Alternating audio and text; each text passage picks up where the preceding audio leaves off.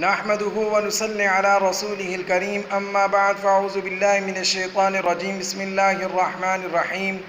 حج سے متعلق بات چل رہی تھی۔ آج ہم یہ سمجھنے کی کوشش کرتے ہیں حج کے فرائض کتنے ہیں اور واجبات کتنے ہیں۔ تو خوب سمجھ لیجئے، حج کے فرائض 3 ہیں۔ نمبر 1 احرام باندھنا، نمبر 2 وقوف عرفات، نمبر 3 طواف زیارت۔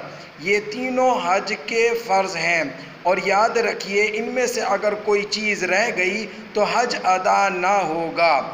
اور حج کے واجبات 6 ہیں۔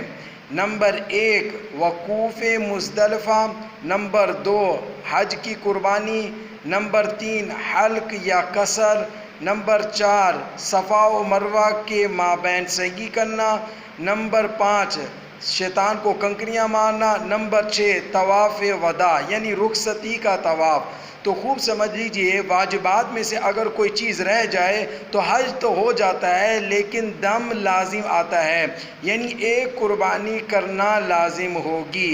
اللہ رب العزت ہم سب کو حج کی اہمیت سمجھنے کی توفیق عطا فرمائے۔ وآخر دعوانا ان الحمد للہ رب العالمین۔